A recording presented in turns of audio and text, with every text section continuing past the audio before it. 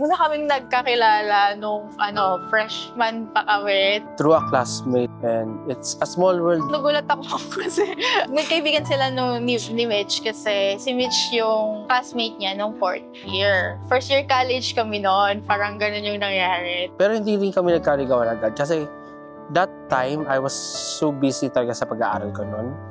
Hindi ko focus ang magjowa talaga. Tinutokson niya kami ni Mitch. Sabi niya, okay, mag-boyfriend ka na. Ganun sabi niya. Yung number ko, pinamigay niya. Pinamigay ni Mitch. So, ayan, nag-meet kami ni Jarrell. So, yung first kita ko sa kanya, alam mo, sobrang puti niya. Ganon. Ano siya, chinito.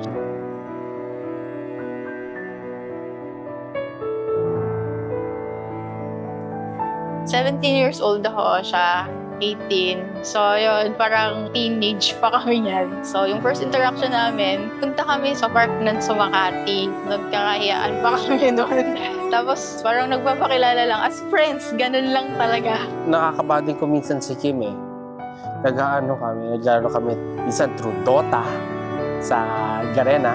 Minsan pag may time, nanonood kami para sa fan ng wrestling that time. Nanonood kami ng mga TV, nag-text lagi kami through text talaga. Confession niya, hindi ko kasi ang alam ko, kaibigan siya. At tapos, sabi ko, bakit siya nagka-confess sa akin? Nagsabi siya sa akin na, nagugustuhan niya daw ako. Naglalakad kami sa Makati Park kasi doon lang kami nagkikita. Friendly kasi siya. So, parang yung date talaga namin, friendly date. Ganun siya. Pero although hindi rin kami nagtagal siguro that time dahil siguro pares kami isip bata. Nagkaroon kami ng mga konting fights kasi syempre, we're still in our first year of college.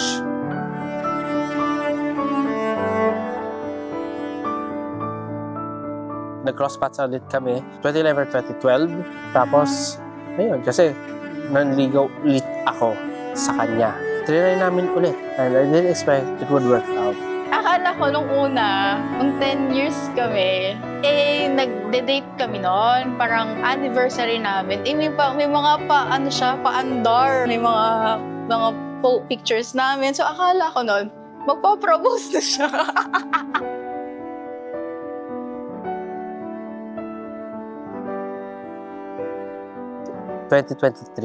from 21, nag-propose na ako for her marriage.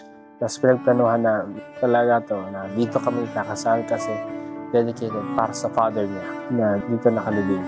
Hindi ko naman alam nagpo-propose siya nung 11th anniversary namin. Ayan na naman siya, may paandar siya. Nag-staycation kasi kami. Tapos nung nag-staycation kami, meron siyang happy anniversary.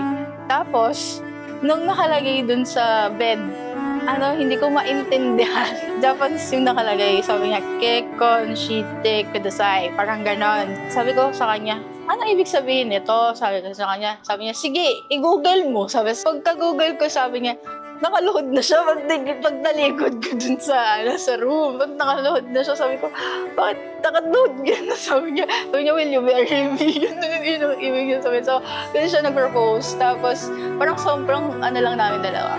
Private lang yung proposal. Sobrang simple lang talaga. We are now in our biggest day. Nagkakasal kami.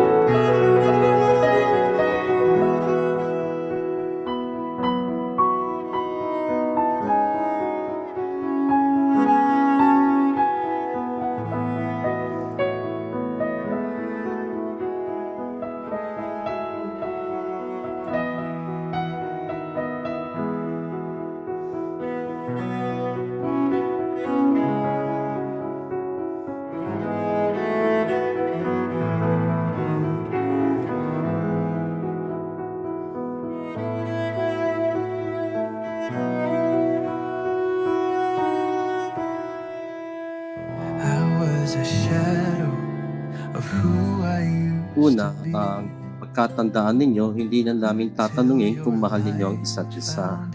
No? Sapagkat kung kayo ay naandito, ito'y patunay na kayo'y nagmamahalan. Left with songs and silent echoes, but then your voice came through the rain, a gentle spark that eased my pain. I built my world behind high walls, felt too afraid to ever fall, but when you smiled I felt it break, and every piece began to wake. You saw the good I tried to hide, you brought me back to life. Bukal ba sa iyong loob ang iyong pagparito upang makisandidig si Jorel na iyong pakamamahalin at pagtitingkuran habang buhay? Opo, Father. Jorel, bukal ba sa iyong loob ang iyong pagparito upang makisandidig si Kim na iyong pakamamahalin at paglilingkuran habang buhay? Opo, Father. Kayo ba ay handang arugain at palakihin ang mga anak na ibibigay sa inyo ng Diyos bilang mabubuting Kristiyano? Opo, Father. Opo, Father. Star, you hold the half of my heart.